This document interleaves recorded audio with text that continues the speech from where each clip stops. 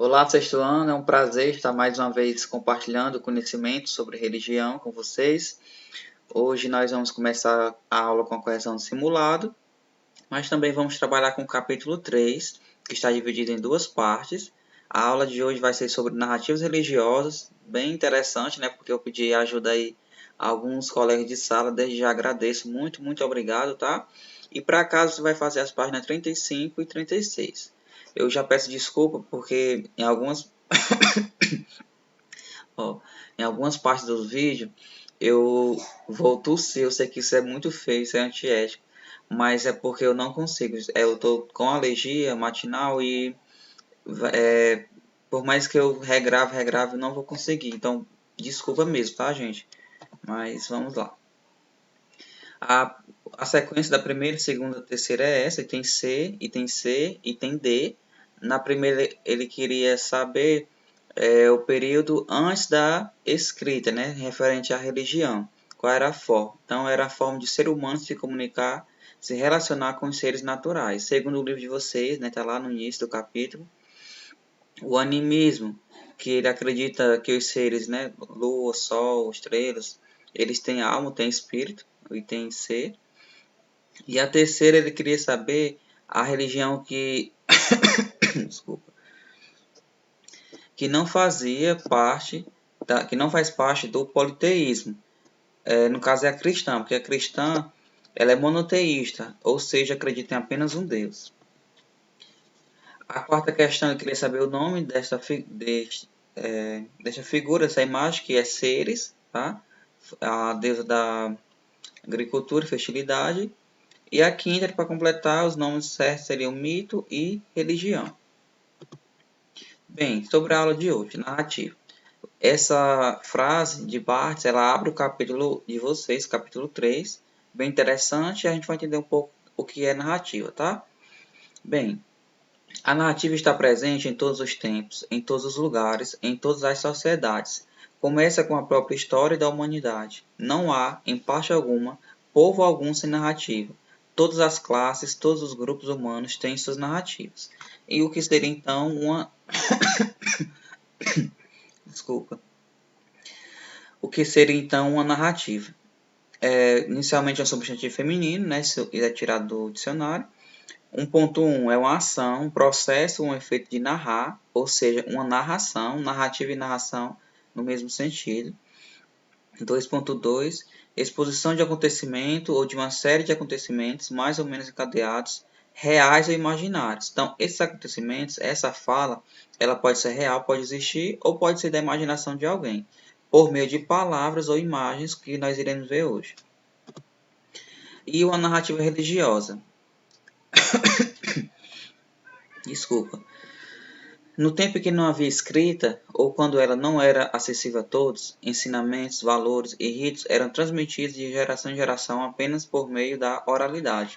Ou seja, antigamente o que se podia passar, os valores, era tudo pela oralidade, falando, né, contando as histórias, os mitos, as lendas. Não tinha como alguém ler, não estava registrado, não tinha uma biblioteca, não tinha internet para ir pesquisando. Então era apenas o que os pais iam passando para os filhos, através da fala. Com as histórias, buscava-se explicar a origem de tudo, a causa de o mal, as adversidades, as catástrofes, ensinamentos importantes, entre outras coisas, né? Na verdade, tudo. Tudo era por meio da oralidade. O que eles quisessem explicar, usava a voz para isso. O mito é um relato de origem no qual deuses atuam de forma mais simbólica. E essa parte é importante para resumir a narrativa religiosa. Ela está relacionada a ensinamentos para o cotidiano das pessoas. Ou seja, ela vai trazer aqui uma forma de as pessoas se relacionarem, de estar vivendo em sociedade. São esses ensinamentos que as narrativas religiosas elas buscam transmitir para as pessoas. Um exemplo de narrativa através das imagens. Temos aqui a Arca de Noé, a representação da Arca de Noé. Esse quadro foi feito por Theodorus, desculpa, mais uma vez. E ele quis aqui narrar através das imagens, através deste quadro, dessa figura, como foi questão do dilúvio. Como foi a Arca de Noé? Você percebe aqui que tem uma arca, que tem os animais, que tem a família de Noé, que tem toda uma estrutura relacionada assim, a um tempo antigo. Você sabe que não é algo atual, né? Você vê pelas roupas, pelas formas que as pessoas se comportam, que elas levam e tudo mais. E tudo isso que ele está colocando nas imagens é tentando explicar para a gente, ou seja, narrar mesmo, contar como foi a versão do dilúvio, da Arca de Noé. É uma história bíblica, ele meio que resumiu, né, o que está na Bíblia através dessa imagem. E isso também é uma narração, uma narrativa. Agora, gente, vocês irão escutar os 3 textos, tá? Eu pedi lá no grupo que vocês me ajudassem. Então, as 3 primeiras pessoas que me procuraram no PV foram a Deise, a Júlia e o Isaac. E vocês podem acompanhar agora na página 35. Eu peço que vocês deem uma pausa no vídeo e acompanhem, tá? O menino e o jacaré. O menino tinha o costume de insultar cada vez que vinha a aguada, um jacaré que ali morava. Braço curto, olhos inchados, couro grosso. De uma feita, ele estava cansado e chegou à aguada para beber.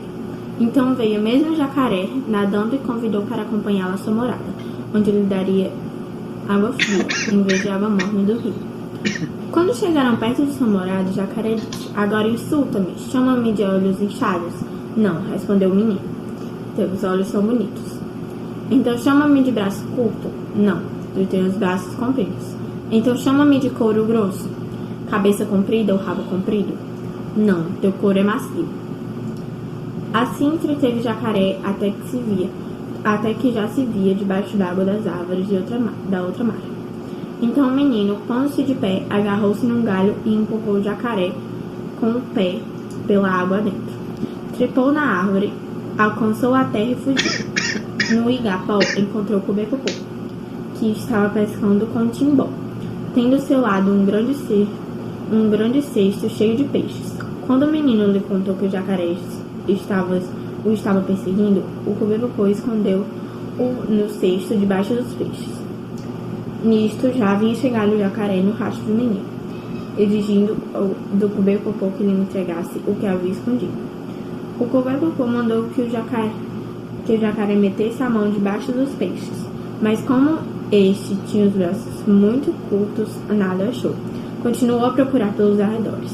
Por fim, perdeu a esperança e foi embora. Então Kubê-Popô tirou o menino do cesto e levou o caminho da aldeia. Pronto, nós escutamos aí uma narrativa indígena, ou seja, né, uma narração que os povos indígenas fizeram acerca do menino e o jacaré, foi lido agora pela Deise, e esse texto se encontra na página 35, tá? A nossa segunda narrativa agora é o mito africano, será lido pela Júlia, está na página 36.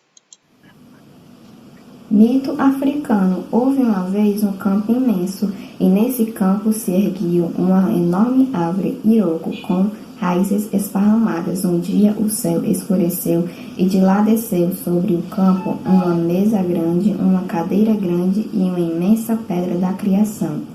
E sobre a mesa havia uma grande quantidade de terra. Então houve relâmpagos e trovões. E Yongen, a mãe, desceu. Ela sentou na cadeira e colocou os pés sobre a pedra da criação. Com a terra sobre a mesa, Yongen moldou os seres humanos, mas eles não tinham vida. Não eram nem homens e nem mulheres. E Yongen, abraçando um por um, soprou dentro de cada um deles, que se tornaram seres vivos. Mas, como ainda não eram nem homens e nem mulheres, Yongen perguntou a cada um de qual sexo queria ser. Assim, ela o fez de acordo com a escolha deles. Em seguida, Yongen perguntou-lhe um por um que tipo de vida queriam ter na terra. Alguns pediram riquezas, outros pediram filhos, e outros ainda mais vidas curtas, e coisas de todo tipo. Yongen concedeu uma coisa a cada um, conforme o desejo deles. Então Yongen perguntou a cada um com que tipo de morte eles retornariam a ela. E dentro As doenças que afligem a terra, cada um lhe escolheu a sua. A todo esse desejo, e alguém disse, assim seja. Pronto. E por fim, nós temos agora a história de Zaqueu, que será lido pelo Isaac, que se encontra na página 37. Zaqueu.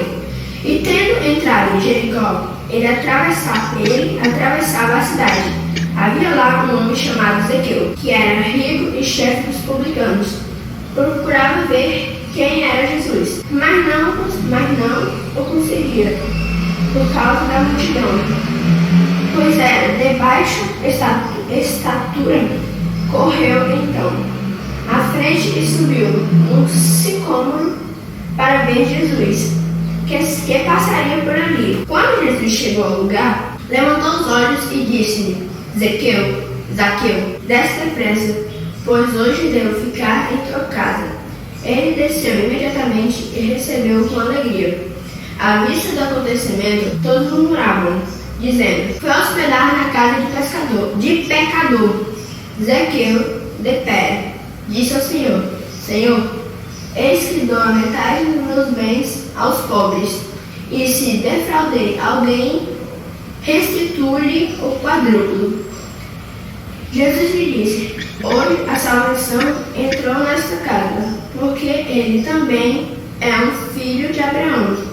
Com efeito, o Filho do Homem veio procurar e salvar o que estava perdido. E é isso, gente. Obrigado. Tchau. Grande Isaac, né? Bem, gente, essas histórias, o sentido da aula é justamente isso. Como você fala de narrativa, você entendeu que é uma contação de algo, de um acontecimento. Para hoje, para nossa aula, foi isso. Eu espero que vocês estejam entendendo mais ou menos o assunto. Nós não terminamos, né? Ainda falta mais uma parte da aula, será semana que vem. Mas para começar, eu queria que vocês já ficassem com esse conhecimento, tá? Se houver alguma dúvida, se não foi claro sobre o assunto, fala lá no grupo. As atividades devem ser postadas no Classroom. E a mensagem que eu tenho para vocês hoje é essa, né?